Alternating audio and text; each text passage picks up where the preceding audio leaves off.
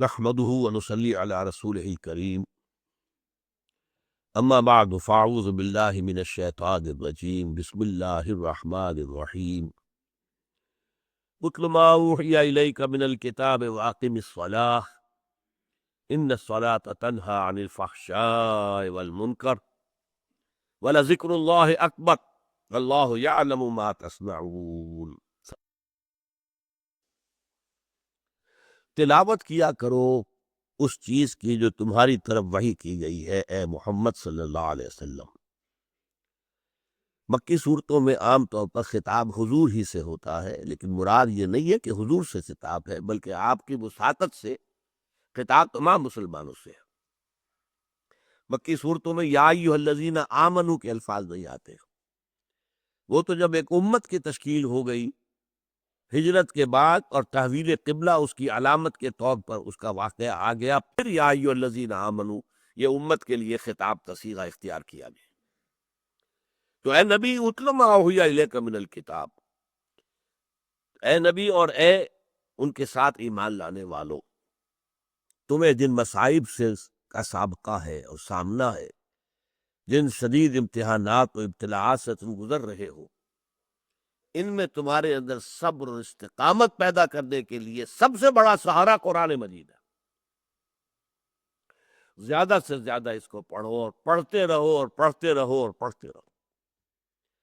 آپ کو معلوم ہے بالکل آغاز میں حضور کو کیا حکم دیا گیا تھا؟ یا ایھا المزمل قم اللیل الا قلیلا نصفہ او انقص منہ قلیلا او زد علیہ ورتل القرآن ترتیلا۔ اے نبی جو بہت بھاری بوجھ آپ پر ہم ڈالنے والے ہیں، انا سنلقی علیک قولا ثقیلا، بہت بھاری بوجھ، اس کے لیے اپنے آپ کو تیار کر لیجئے۔ تیار کیسے کریں گے؟ ڈنڈ بیٹھ کے نہیں نکالنی ہے، یہاں پہلوانی درکار نہیں ہے، جسمانی پہلوانی، یہاں کیا ہے؟ وہ روحانی قوت جو قرآن مجید کی بنیاد پر وجود میں آتی ہے۔ لہذا راتوں کو آپ جاگتے رہا کیجئے سوائے تھوڑے سے حصے کے، یعنی آدھی رات یا اس میں سے کچھ کم کر لیں، یعنی تہائی رات، یا زیادہ کریں 2/3 رات۔ ورتل القرآن ترتیلا، اور پڑھتے رہیے قرآن کو ترتیل کے ساتھ، ٹھہر ٹھہر کر، رک رک کر۔ یہ اصل میں ترتیل ہے کہ جس سے کہ در حقیقت تاثیر جو ہے وہ جذب ہوتی ہے۔ آپ کو معلوم ہے تیز بارش اتنی مفید نہیں ہوتی زراعت کے لیے جتنی کہ ہلکی ہلکی ہلکی ہلکی مسلسل زیادہ دیر تک بارش ہو، اس لیے کہ وہ جذب ہوتی جائے گی، جذب ہوتی جائے گی، جذب ہوتی جائے گی، اور تیز بارش کا ریلا آئے گا وہ بہہ جائے گا۔ لہذا قرآن کو تھوڑا تھوڑا رک رک کر پڑھنا۔ الحمدللہ رب العالمین، اب رکو، غور کرو کیا کہا ہے، کیا الفاظ ہے، کیا معنی ہے۔ الرحمن الرحیم، پھر رکو، سوچو کیا پڑھا، کیا الفاظ ہے، کیا معنی ہے۔ اس طرح رک رک کر ترتیل اسے کہتے ہیں۔ اس کا نتیجہ کیا ہوتا ہے؟ یہ دل میں جذب ہوتا ہے۔ جیسے میں نے کہا کہ ہلکی بارش جو ہے وہ زمین میں جذب ہوتی ہے، اور زمین کے اندر جو رویدگی ہے، جو چھپی ہوئی ہے، اس کے خزانوں کو نکال کر باہر لے آتی ہے۔ اسی طرح قرآن کا رک رک کر، ٹھہر ٹھہر کر، سمجھ سمجھ کر، کہیں آیت آ گئی ہے عذاب کی تو رک کر اللہ سے، اے اللہ مجھے اس عذاب سے بچائیو، اللہم قنی عذاب النار، اے اللہ مجھے بچائیو اس عذاب سے، یا مجیرو یا مجیرو یا مجیر اجرنا من النار، اے اللہ، اے بچانے والے، اے بچانے والے، اے بچانے والے، ہمیں آگ سے بچا لیجیے۔ کہیں جنت کی دعا کا ذکر آ گیا، اللہم ارزقنا جنہ، اے اللہ ہمیں نصیب فرما جنت، اللہم ادخلنا فی جنتک، اے اللہ ہمیں اپنی جنت میں یہ ہے رفتہ رفتہ ساتھ ساتھ وہ کیفیات بھی وارد کرنا اپنے اوپر۔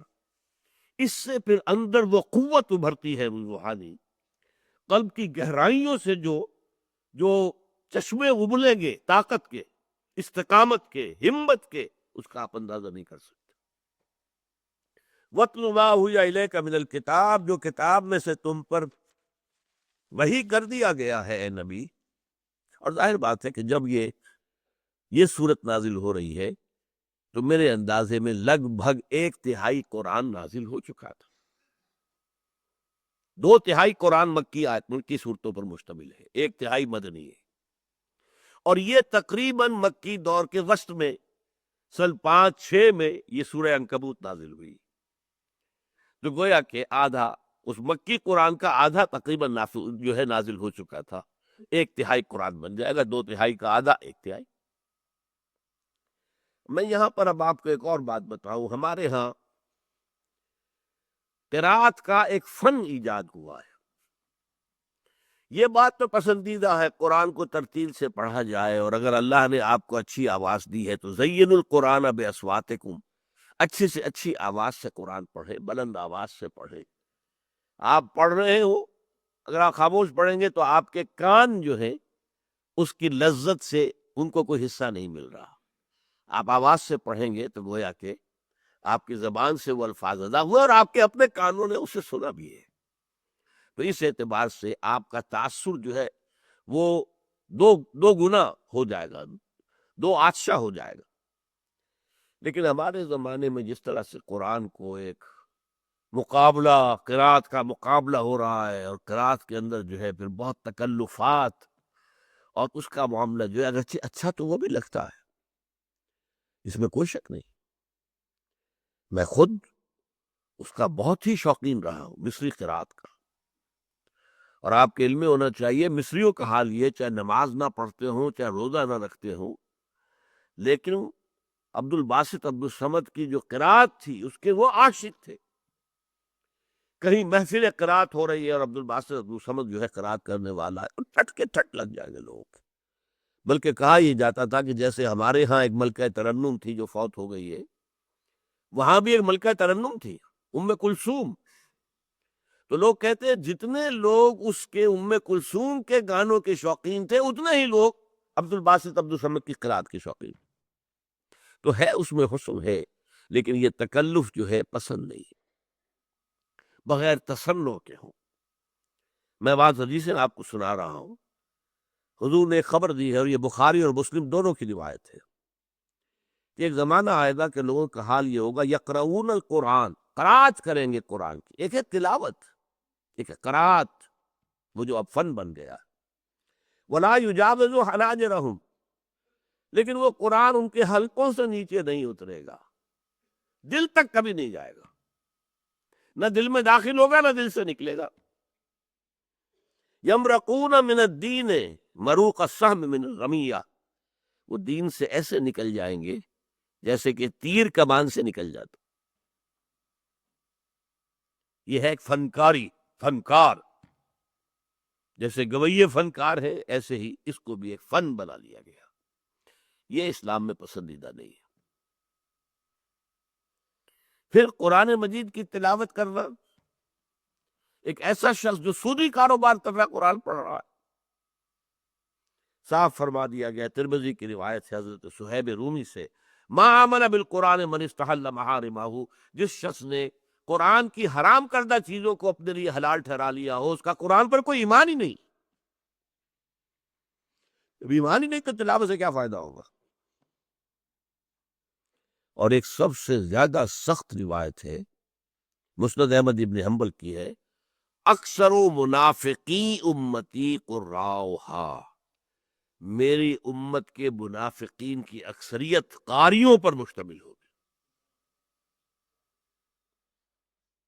بہرحال اللہ اس سے تو بچائے، لیکن جو میں نے آپ کو صحیح طریقہ بتایا، ٹھہر ٹھہر کر اپنی اچھی سے اچھی آواز میں تجوید کا لحاظ کر کے، کہ با کیسے نکلتا ہے، تا کہاں سے نکلتا ہے، ٹپ آف دی ٹنگ سے تا، ہا حرق سے نکلتا ہے، حمزہ علیحدہ شید، الف اور عین میں کیا فرق ہے، یہ چیزیں معلوم ہونی چاہیے. سین اور شین کا فرق معلوم ہونا چاہیے. اور اس میں انسان چھوٹا کاف اور بڑا کاف، قلق کو کاف بڑا جو ہے قلقلے کے ساتھ نکلے، اس کے ساتھ جو ہے یہ اپنی جگہ ہے. یہ تو جو بھی لوگ چاہے وہ عمریں ان کی 50 برس ہو گئی ہو، لیکن اگر انہوں نے قاعدہ یسرن القرآن کسی قاری سے نہیں پڑھا ہے، یا نورانی قاعدہ کسی قاری سے نہیں پڑھا ہے، تو اب بھی وقت ہے پڑھو تاکہ قرآن کو صحیح طریقے پر ادا کر سکو، ورنہ آپ نے عین کو حمزہ بنا دیا تو معنی بدل جائیں گے، بڑی ہے کو چھوٹی ہے بنا دیا تو معنی بدل جائیں گے، آپ کیا کر رہے ہیں اس حوالے سے۔ اور یہ عام طور پر ہماری مساجد میں جو ائمہ ہوتے ہیں وہ زیادہ اچھے قاری نہیں ہوتے، اس لیے کہ وہ عالم ہوتے ہیں، ان کا سارا زور گزرا لگتا ہے علوم پر، عربی زبان پر، لیکن جو آپ کے ہاں مؤذن ہوں گے، خادم ہوں گے، یہ ہوتے قاری، یہ عالم نہیں ہوتے۔ تو کسی سے، میرے سب سے چھوٹے بھائی ڈاکٹر ابصار احمد، جب انہوں نے بی اے آنرس کر لیا تھا فلسفے میں، تو ایک روز میں نے کراچی میں اس وقت ہم ہوتے تھے سب، وہ بھی تھے، میں نے قرآن پڑھتے دیکھا، تو میں نے دیکھا قرآن صحیح نہیں پڑھ رہے ہیں، میں نے کہا دیکھو وہ سامنے کی مسجد، اور اس مسجد میں بڑی شاندار مسجد ہے، اب بن گئی ہے، پہلے نہیں تھی، اس مسجد کا جو امام صاحب تھے وہ تو بہت ہی بری قرات کرتے تھے، بہت بری، اس میں تو ہمیشہ دل میں دعا ہوتی تھی خدا کے لیے وہ کہیں گئے ہوئے ہوں اور اس وقت نماز میں نہ ہو، لیکن جو وہاں کا خاتم تھا بہت خوبصورت قرات کرتا تھا۔ تو میں نے ان سے کہا تھا تم نے کر لیا ہے بی اے آنرز ان فلسفی، اس سے یہ نہ سمجھنا کہ قرآن پڑھنا بھی آ گیا ہے، اب اس کے سامنے زانو تلمس طے کرو، وہ جو ہے جو خادم ہے مسجد کا، مؤذن ہے، اس کے سامنے بیٹھو اور اس سے یسرن القرآن یا جو ہے نورانی قاعدہ پڑھو۔ تو یہ ہے تجوید، تجوید بہت ضروری ہے، بہت ضروری ہے۔ ایک ایک قرات کے اندر خاص صناعی پیدا کرنا، خاص جس سے کہ لوگ خوش ہوتے ہوں، سانس لمبا کھینچ لیا ہے، اس پر نعرے لگ رہے ہیں، پھر یہ نہیں، بلکہ قرآن مجید کو ہم نے دیکھا ہے، جو استاذ القرات ہے خلیل حسنی، وہ زیادہ لمبا سانس کرنے کی طرف جو ہے وہ توجہ نہیں کرتے تھے، ہاں آیت ہی لمبی ہے تو وہ لمبا چڑھاتے تھے تاکہ آیت کے ساتھ ختم کرے۔ قاری عبد الباسط صبل جو ہے ان کا تو یہ تھا لمبے سے لمبا سانس، اور اسی پر پھر نعرے لگتے تھے سر۔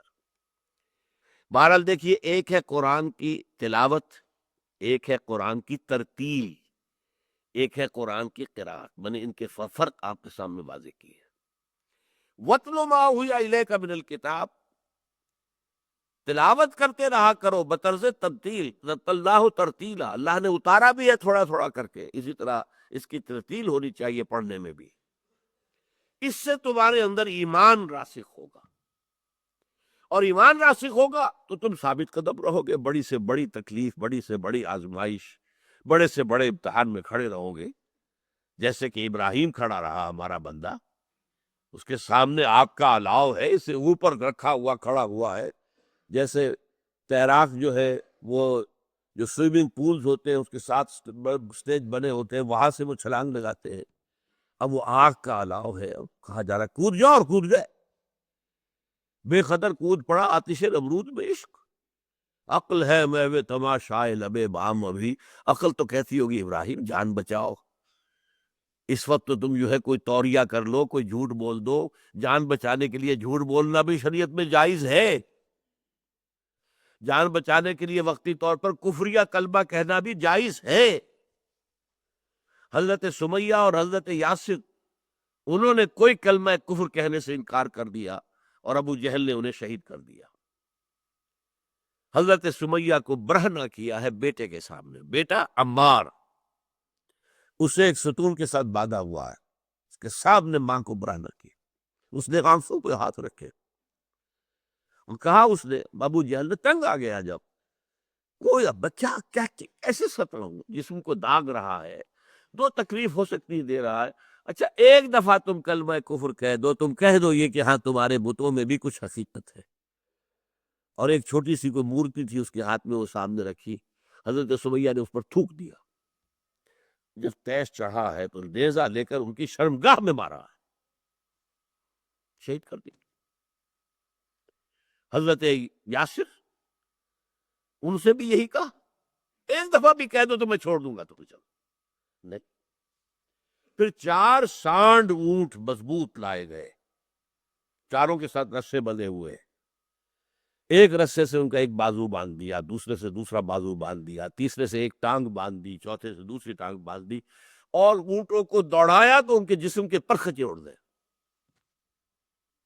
لیکن بیٹا جو تھا، اب دیکھیے بوڑھوں نے برداشت کیا، جوان بیٹا عمار وہ برداشت نہیں کر سکا، اس نے کلمہ کفر کہہ کے جان بچا لی۔ لیکن پھر اتنا صدمہ ہوا کہ اپنے آپ کو ایک ستون سے باندھ لیا کہ جب تک حضور آ کر نہیں کھولیں گے میں اب یہیں پر اپنی جان دے دوں گا۔ حضور کو اطلاع ہوئی، تشریف لائے کہ ٹھیک ہے، تم نے جو کیا، جو تمہارے والدین نے کیا وہ تو بہت بلند رتبہ ہے، وہ تو بہت دور چلے گئے کامیابی میں، تم نے جو کچھ کیا اس کی بھی اجازت ہے شریعت میں، یہ رخصت ہے، جان بچانے کے لیے کلمہ کفر کہا جا سکتا ہے، اور یہ سورہ بقرہ کے اندر موجود ہے۔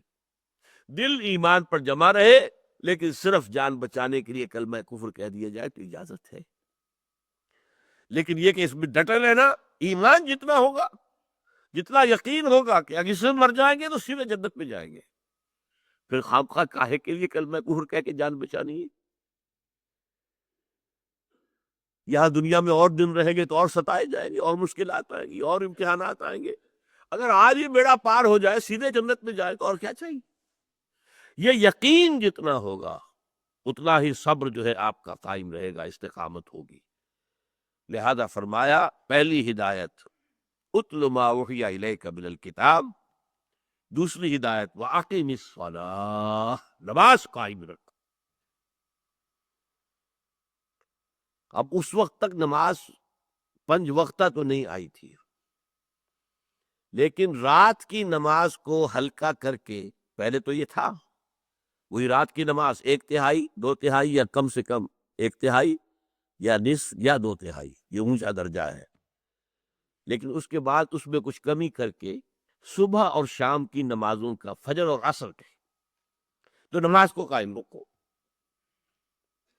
ان الصلاۃ تنہی عن الفحشاء والمنکر، یقیناً نماز جو ہے بے حیائی کے کاموں سے اور منکر چیزوں سے روکتی ہے۔ اب کون سی نماز روکے گی؟ ہماری نماز نہیں روکتی۔ کیوں نہیں روکتی؟ ہماری نماز کی روح موجود نہیں، روح تو کیا دھوم آئے گی، ہمیں تو یہی پتہ نہیں ہوتا ہم پڑھ کیا رہے ہیں۔ It's a parrot like repetition, یاد ہے بس پڑھ دیا جلدی سے جلدی جلدی جلدی جلدی کیا ہو، اللہ نہ خیر سو۔ اور چونکہ اس وقت اس کا آپ کا ذہن جو ہے وہ اس کام میں مصروف ہی نہیں ہے کہ وہ سمجھے کہ آپ کیا کہہ رہے ہیں، لہذا خالی ذہن تو رہ نہیں سکتا۔ اس وقت آپ کے ذہن میں سب مسائل آ جائیں گے، دکان میں فلاں چیز کم ہو گئی تھی، مجھے خرید کے لانی تھی، فلاں معاملہ یہ تھا، فلاں جو ہے جو افسر نے وہ فائل کے بارے میں کہا تھا وہ ابھی تک تلاش نہیں ہو سکی ہے، وہ کرنی، وہ آ جائے گی، اس لیے کہ دماغ جو ہے خالی نہیں رہ سکتا۔ جب آپ کا دماغ نماز کے اندر انوالوڈ نہیں ہے تو ویکوم رہ نہیں سکتا اس دماغ میں، پھر وہ چیزیں آپ کی آئیں، اسی کے اوپر آپ کھڑے ہو کر زبان آپ کی پڑھ رہی ہوگی اور دماغ کہیں اور ہوگا۔ ایک تو وہ ہمارے یہاں کہاوت ہے کہ ہتھ کارول اور دل یارول، یہاں یہ ہے کہ زبان نماز کی طرف اور دماغ اپنے دھندوں کی طرف، تو وہ نماز کیا اثر کرے گی؟ لیکن نماز کی روح موجود ہو، اس میں حضور ہو کہ میں کھڑا ہوں اللہ کے حضور میں ہوں، سجدہ کرے تو محسوس کرے کہ میں نے اللہ کے قدموں میں اپنا سر رکھ دیا، یہ کیفیت نماز کی ہے، تو یقیناً وہ انسان کے کردار پر اثر انداز ہوتی ہے۔ اسی لیے آگے ہم چل کر جب پڑھیں گے تو آتا ہے وَاسْتَعِینُوا بِالصَّبْرِ وَالصَّلَاةِ، سختیوں کا مقابلہ کرنے کے لیے مدد حاصل کرو صبر سے اور نماز سے، جوڑ دیا صبر کو نماز کے ساتھ، اور اس سے تمہیں در حقیقت قوت حاصل ہوگی سختیوں کا، نامساعد حالات کا مقابلہ کرنے کی۔ وَلَذِكْرُ اللَّهِ أَكْبَرُ، اور اللہ کا ذکر تو بہت بڑی شے ہے۔ اب یہاں اور کرنا ہوگا، ذکر کسے کہتے ہیں؟ ہمارے ہاں ایک بہت بڑی غلطی کیا ہے، ذریعہ ذکر کو ہم نے ذکر سمجھ لیا ہے۔ زبان سے کہنا سبحان اللہ والحمد للہ ولا الہ الا اللہ واللہ اکبر، یہ ذریعہ ذکر ہے، کہ زبان یہ الفاظ کہہ رہی ہو اور دل میں یہ کیفیت وارد ہو جائے۔ ذکر کے معنی کیا ہے؟ استحضار اللہ فی القلب۔ یہ میں نے مباحث جو ہے سورہ آل عمران کے آخری رکوع کے درس میں، جو ہمارے اس منتخب نصاب کے دوسرے حصے کا دوسرا درس تھا، ذکر اور فکر۔ فکر کیا ہے؟ ذکر کیا ہے؟ ذکر ہے استحضار اللہ فی القلب، اللہ کو اپنے دل میں مستحضر کر لینا، موجود کر لینا۔ اور فکر کیا ہے؟ استحضار المعرفتین لحصول المعرفت الاخری، دو حقیقتوں کو جوڑنا تاکہ تیسری حقیقت برآمد ہو جائے۔ منطق کیا ہے؟ الف برابر ہے جیم کے، الف برابر ہے بے کے، بے برابر ہے جیم کے، لہذا الف برابر ہے جیم کے۔ یہ تیسری حقیقت سامنے آ گئی۔ دو پریمیسز کہلاتے ہیں، صغرا کبرا۔ الف برابر ہے بے، بے برابر ہے جیم، یہ دو صغرا کبرا۔ نتیجہ کیا نکلا؟ الف برابر ہے جیم۔ یہ فکر ہے، گتھیاں سلجھانا، جوڑنا، حقائق کو جوڑ کر نتیجے نکالنا۔ آپ نے دیکھا ہے دھواں، کہہ دی آگ لگی ہوئی ہے۔ بھائی آگ تو تم نے نہیں دیکھی۔ نہیں بھائی، میرا مشاہدہ یہ رہا ہے کہ دھواں وہی ہوتا ہے جہاں آگ ہوتی ہے۔ تو اگرچہ میں اب آگ تو نہیں دیکھ رہا، لیکن میری میموری میں، میرا کمپیوٹر جو ہے اس کی میموری میں یہ بات موجود ہے کہ دھواں وہی ہوتا ہے جہاں آگ ہوتی ہے، تو دھواں ہے تو آگ ہے۔ تو یہ منطق کی مختلف قسمیں ہیں۔ منطق کے ذریعے سے کسی حقیقت کو پہچاننا یہ فکر ہے، اور اللہ کو دل میں لے آنا اور اس کے ذریعے سے، روح کے ذریعے سے علم کا حصول، یہ ذکر ہے۔ اب اس ذکر کے ذرائع کیا ہے؟ سب سے بڑا ذکر وہ ہے جس کا ذکر سب سے پہلے آیا، اتل ما اوحی الیک من الکتاب۔ اس کو قرآن کہتا ہے الذکر، دی ریمائنڈنگ، الذکر، انا نحن نزلنا الذکر انا لہ لحافظون۔ ہم نے ہی اس الذکر کو نازل کیا ہے اور ہم ہی اس کے وہ حافظ ہیں۔ یا ایھا الذی نزل علیہ الذکر انک لمجنون، سورہ ہجر میں آیا۔ لوگ کیا کہتے تھے؟ اے وہ شخص جس کا خیال ہے کہ اس پر الذکر نازل ہوا ہے، ہم تو تمہیں پاگل سمجھتے ہیں۔ یا ایھا الذی نزل علیہ الذکر، حالانکہ وہ ذکر نہیں مانتے اسے، لیکن قرآن کا نام الذکر اتنا یعنی معلوم تھا کہ انہوں نے اس حوالے سے کہا یا ایھا الذی نزل علیہ الذکر انک لمجنون، ہم تو تمہیں مجنون مانتے ہیں۔ تو ذکر جو ہے، الذکر سب سے بڑا ذکر قرآن ہے، لیکن سب سے جامع ذکر نماز ہے۔ اس کا مطلب کیا ہے؟ ایک ذکر ہے جو زبان اور قلب سے ہو رہا ہے صرف، ایک ذکر ہے جس میں آپ کا پورا جسم ہے، آپ کھڑے ہیں ہاتھ باندھ کر، جھکاؤ کے ساتھ، قنوت ہو رہا ہے، آپ کا پورا وجود جو ہے وہ ذکر کر رہا ہے اس وقت۔ صرف آپ سورہ فاتحہ جو پڑھ رہے ہیں وہی ذکر نہیں ہے، آپ کا جسم جو ہے وہ جس حیثیت میں کھڑا ہے اس وقت، جسے قنوت کہتے ہیں، ادب کے ساتھ کھڑے ہونا، ایک جھکاؤ کسی کیفیت ہونا، یہ بھی تو آپ کے پورے وجود سے ذکر ہو رہا ہے۔ پھر آپ رکوع میں گئے، یہ ذکر ہے، آپ نے اللہ کی عظمت کا اقرار کیا ہے، آپ نے اپنی انانیت اور خودی کو اللہ کے سامنے جھکا دیا ہے، یہ بالفعل ذکر ہے۔ اور پھر جب آپ سجدے میں گئے، آپ نے اپنے پورے وجود کو اللہ کے سامنے جھکا دیا۔ پیشانی جو انسان کی عزت کا سب سے بڑا مقام ہے، سب سے اونچا، خاک میں رکھ دیا ہے یا اللہ کے قدموں پر رکھ دیا ہے۔ اپنی خودی کی نفی، اپنی انانیت کی نفی، یہ ساری اسی لیے کیا کہا گیا ہے، اقرب ما یکون العبد الی اللہ فی السجود۔ انسان اللہ سے قریب ترین جو ہوتا ہے وہ سجدے کی حالت میں ہوتا ہے۔ کیوں؟ ہمیں اللہ سے دور کرنے والی شے ہماری انانیت، میری مرضی، میری عقل، میری سوچ، میرے مفادات، میری ملکیت، یہ میں جو ہے یہی تو سب سے بڑا بت ہے۔ اپنے ہی حسن کا دیوانہ بنا پھرتا ہوں، اپنے وجود کا ہی تو سب سے بڑا دیوانہ ہم ہیں۔ اپنی ہستی، اپنی انانیت. اب تکبر کو اسی لیے کہا گیا سب سے بڑا گناہ، ناقابل معافی گناہ تکبر. لن يدخل الجنہ من کان فی قلبہ مثقال ذرۃ من کبر. جس شخص کے دل میں تکبر رائی کے دانے کے برابر بھی ہوگا وہ بھی جنت میں کبھی داخل نہیں ہو سکے. ہم نے اس تکبر کی نفی مطلق کر دی، اللہ کے قدموں میں اللہ کی زمین پر پیشانی رکھ دی. تو یہ وجود کا ذکر ہے. تو ہم گویا کہ جب نماز پڑھتے اس میں قرآن بھی پڑھتے، اس میں اللہ اکبر ہے، اس میں ہم سورہ فاتحہ ہے جو خود اپنی جگہ مکمل قرآن ہے. وَلَقَدْ آتَيْنَاكَ سَبْعًا مِّنَ الْمَثَانِي وَالْقُرْآنَ الْعَظِيمَ. ہم نے آپ کو 7 آیتیں ایسی دی ہیں جو دہرائی جاتی ہیں ہر رکعت میں، ہر رکعت میں، ہر رکعت میں. بہت بڑی تعداد میں ہم کہتے ہیں وہ سب سے بڑا ذکر ہے. لیکن جامع ذکر جو ہے وہ ہے نماز. نمبر 3 ایک ذکر کی اور کیٹیگری ہے اور یہ ہے دائمی ذکر. دائمی ذکر کے لیے جیسے قرآن کہتا ہے الذین یذکرون اللہ قیاما وقعودا وعلی جنوبہم، کھڑے ہوئے، بیٹھے ہوئے، لیٹے ہوئے ذکر کرتے. یہ ذکر کون سا ہے؟ اگر تو آپ ہر حال میں ذکر کریں گے تو کام کون سا کریں گے پھر؟ نہیں، دنیا کا کام بھی کرو، ذکر بھی کرو. سونے لیٹے ہو اللہ کا ذکر کرو. دعا وہ مانگو جو مسنون حضور مانگتے تھے. دعا مسنون ہے، اللہ سے مانگ رہے ہو، اللہ سے تعلق جڑ گیا. اور وہ مسنون الفاظ ہیں حضور کے ہیں، حضور سے تعلق جڑ گیا.